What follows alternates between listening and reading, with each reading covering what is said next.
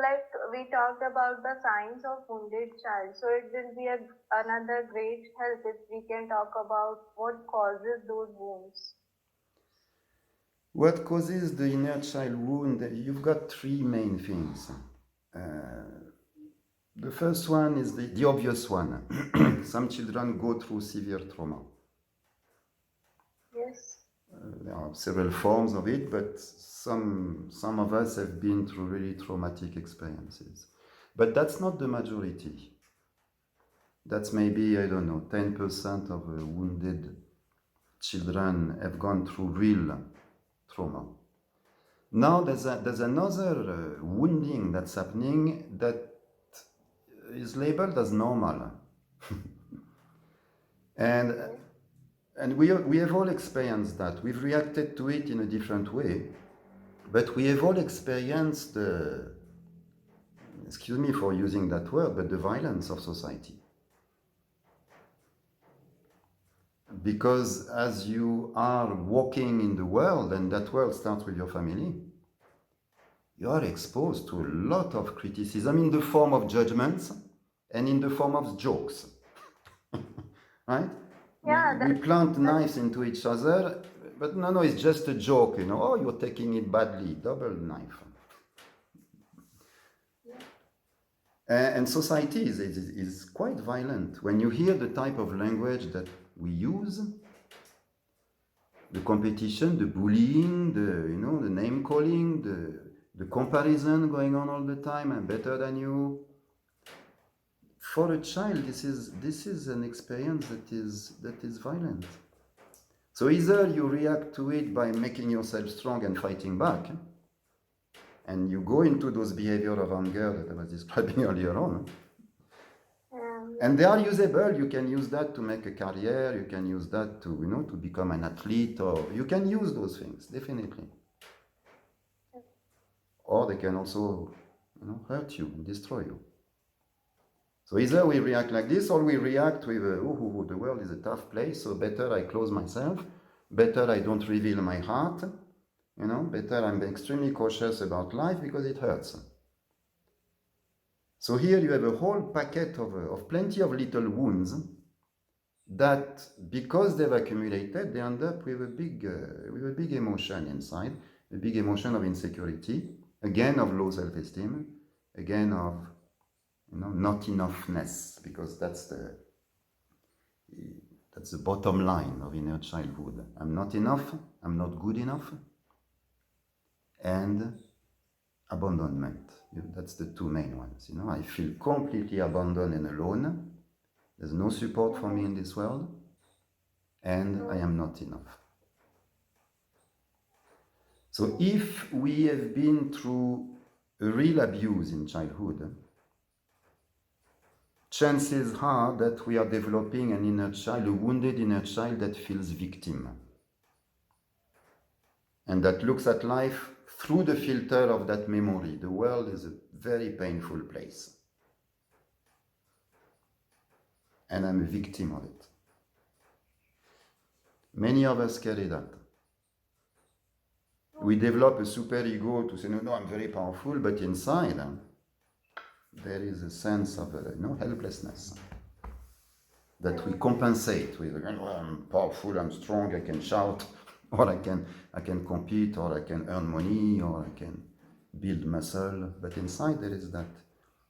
It's a dangerous place here. So if there has been real abuse, then you end up like feeling really victim and helpless towards the world and afraid. And insecurity that's, always behind there. It's always there. If the wounds have been through those social interactions, etc., then you develop different types of behavior. But then the third type of wounding is actually a very subtle wounding, and it's happening very early in childhood. And for me, one of my inner child, because when you look, you find several of them, several wounds, not just one.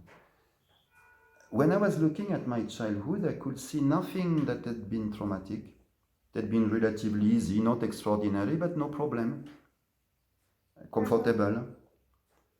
And yet, as a young adult, I was displaying so many dysfunctional behavior, really seriously dysfunctional.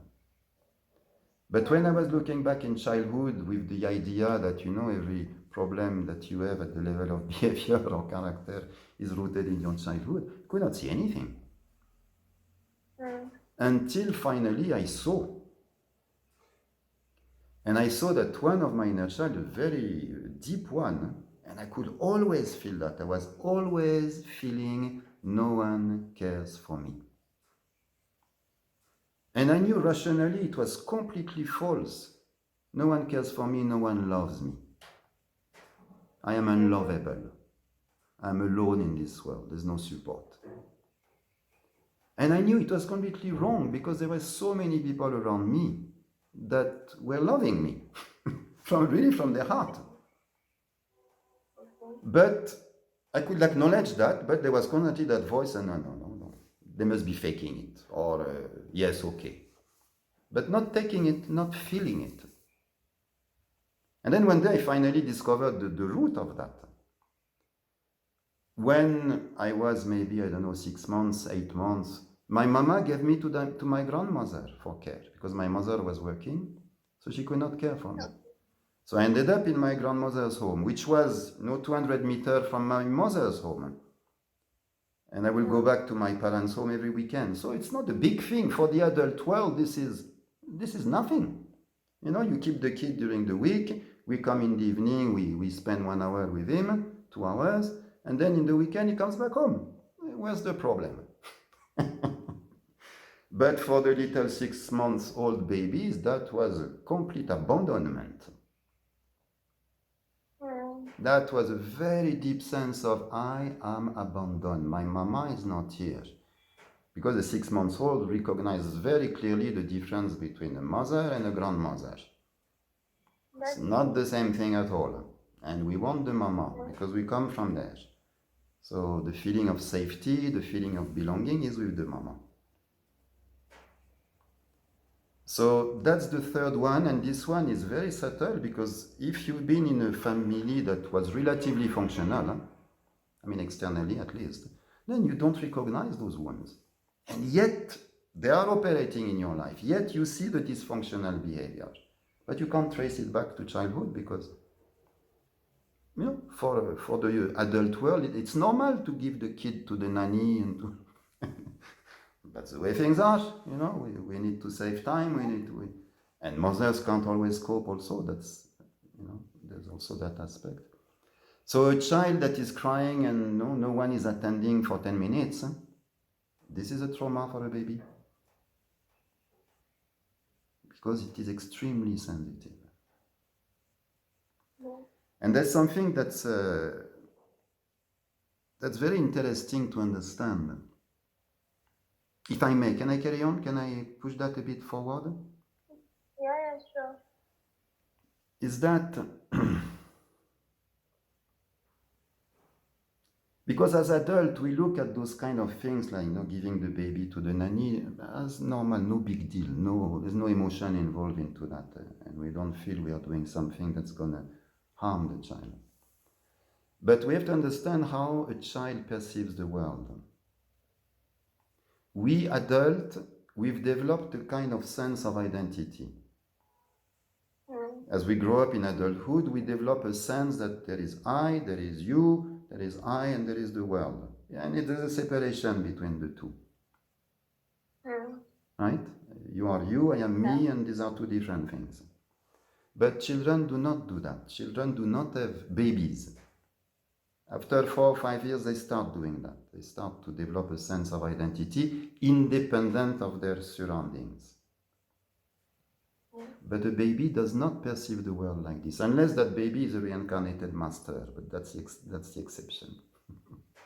But a normal baby coming in the world, in their perception of the world, me and the world, it is the same thing. Which means what's happening around me is happening to me. Oh. And many adults are still... That's how they perceive. Huh? That's how they perceive. Yes. And many adults still perceive the world like this. When they see a fight in the street, they become overly emotional because it's happening to me. They don't have that separation that this is people fighting, that's not me. I can go and help, why not? But I'm not becoming emotional. So many adults still perceive the world, they still mix what's happening around me is happening to me. But no, it's not happening to me, it's happening around me. But this is definitely how a baby perceives the world, which means when mama is looking at baby with a smiling face and love in their eyes, the baby sees themselves as a wonderful thing. If mama looks at them with a frown on their face, baby sees themselves as something terrible, something unlovable. And this is how a baby develops self-image, self-definition. If they are told constantly, you're beautiful, you're beautiful, you're beautiful, you're beautiful, they will develop a self-image, I'm beautiful. Self-image, self-belief. And they'll go through life with that. If they are told again, you want milk, you are always disturbing me, blah, blah, blah, then they'll go through life with that same belief. I'm always disturbing. And they will be shy, they will lack self-confidence. So this is the first thing about how a baby perceives the world. Now there are two consequences behind that. The first one is if a baby and a young child, again around until 5, 6 years old, is in a family where there is a fighting between papa and mama. And they start to argue, calling each other's name, shouting. Then the baby perceives that, and it is not papa and mama fighting. It is not the situation that is wrong, but for the baby it is I that is wrong. Because what's happening around me is what's happening to me. Again, there is no differentiation. So when a baby or a toddler sees something wrong, in inverted comma, happening around them, they do not perceive it as something wrong. They perceive it as I am wrong. It's a very strange trait of psychology, but this is how baby operate. And therefore, I am wrong, and if you repeat that several times, then you have an attitude of guilt that is settling inside. And many adults carry that kind of stuff. They have an underlying sense of guilt. I am wrong, I am wrong, I am wrong. Are you really? No, you're okay. No, I'm wrong. And if I don't find the reason, then I must be wrong. But no, I haven't discovered why yet. And this is created in early childhood, because the baby takes the responsibility for what's going on around. It is not the situation that is wrong, it is I, in the baby's perception. And guilt. So that's how. So that's how, we see many of children or the young adults are over mature before their time. So yes. That's the reason they are taking everything on their shoulders. They counting themselves as a responsible person for each and every situation. And this is the third type of wound that follows from the first one. I perceive that I am wrong because something wrong is happening, and I take the responsibility to fix it. And because I'm a little child, I can't fix it. So I develop a sense of failure, and I develop a sense of shame. And I develop an attitude of saviors. That a savior that just hurts themselves, doesn't save anyone. And many children have that feeling, that desire to help their mother and their father. And number one, because they love them, of course. But number two, because of that perception thing. That papa and mama shouting means there must be something wrong about me. It's completely subconscious in the baby's mind, but this is what's going on. And then we carry on with life with those three things: victim, guilty, and ashamed, and sense of failure, that, I try my best, but it never works. And that belief is rotating in the mind, and it's an emotion, and it's an inner child. I try my best, I want to help, but it never bloody hell works. And I carry on doing it. I carry on taking the responsibility for it. And all those things are very easy to shift. They are impossible to shift if you look at it with the mind, but they are very easy to shift when you look at them as a wounded child that still lives inside you, and that you can go and embrace. And it is literally as simple as that. We'll come to it later.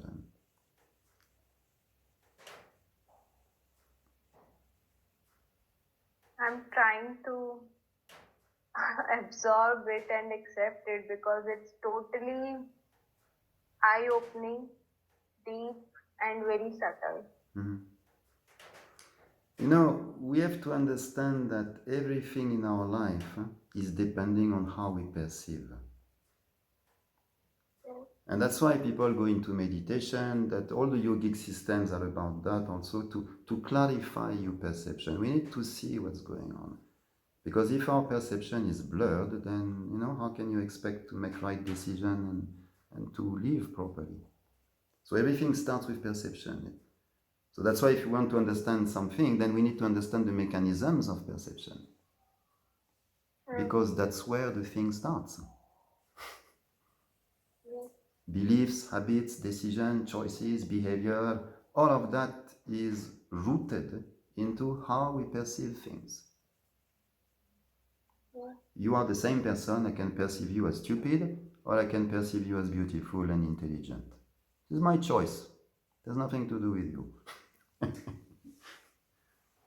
But depending on that choice, many things are implied. If I perceive and define you as stupid, then I'm going to behave with you in a certain way. If I perceive and behave you and see you and define you as intelligent, capable, and beautiful, I'm going to behave with you in a different way. My choice. You are the same person. So, and all of that, a lot of that, the foundation of that is built in childhood, in babyhood. And it is subtle, definitely. That's why most people gladly or unhappily ignore it. Because it is subtle. You need to look a little bit differently. It's not difficult. Subtle does not mean difficult. Subtle means subtle. No? The air is subtle, but it's not difficult to breathe. So subtle doesn't mean difficult, doesn't mean impossible. It's there. You just need to look a little bit. So I think we have discussed the causes in a very vast way. So I have a just quick question that does these different causes cause the different kind of wounds, or are they same in nature? The wounds are very somewhere I've read about mother wound or father wound. I've read somewhere. So I'm just curious to understand, are these same, or is there any differentiation among them also? It's like when you look at life. Life is always the same. Roses are always roses. But each rose is different. Each rose is unique. Right. So the answer to that question is yes, there are as many wounds as there are individuals. Okay. But, yeah, of course, it's highly personal because it depends on your story, your experience, etc. But the common roots to all those wounds is more or less the same. And you find abandonment. Many of us have that feeling that, nothing cares for us. We are unsupported, we are alone. You find guilt. You find shame. And you find, the big one, I am not enough. I am not good enough. I'm not intelligent enough. I'm not beautiful enough. My skin is not clear enough. I'm not enough. So you find that at the root, in individual colors and shapes. And yes, we can categorize them, we can describe all the types of wound, but at the root, that's what you find. And when you approach inner child to heal the inner child, then that's what you're looking for. Okay. And then you will find it, yes, in your own personal way. But the root is the same, the essence is the same. And the wound really comes, and this is very important to understand this. You know, when you look at animals, if a dog or a cat is hurt, they scream for 10 seconds, and then they forget about it. And life goes on. But we humans, we don't do that. We get hurt, and we remember it. We replay it. Yes. And this replay prevents the healing of the wound. A dog is hurt, bleeds, 1 week it's done. The wound is finished, closed. But we human beings, we get psychologically, emotionally hurt, and we reopen the wound 3 times a day. And that's why we keep it for 50 years. Right, I agree. And this is because we internalize the criticism we have received, the judgments we have received. A child doesn't know who they are yet. If you tell them repeatedly that they are lazy, they'll definitely believe it. And now start behaving like that only. That will become their self-talk. I am lazy, I'm lazy, I'm lazy, I'm lazy. Because Papa and Mama said it, because teacher said it. So this is the big problem of our life, that we internalize the judgment that has been pushed on us, and it becomes our self-talk, and we become our own policeman. We become our own bully. And we harm ourselves with self-talk all the time. Most people have a negative self-talk. Not good enough. Never good enough.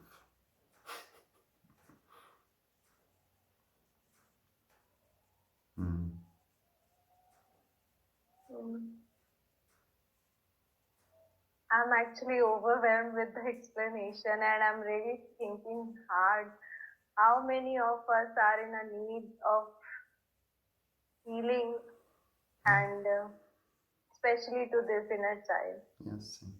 But I really want to emphasize that this is simple. This is simple. You don't need 20 years of therapy to heal an inner child. I was about to come to that point only, how one can start with the healing of inner child and integrate it. Yes.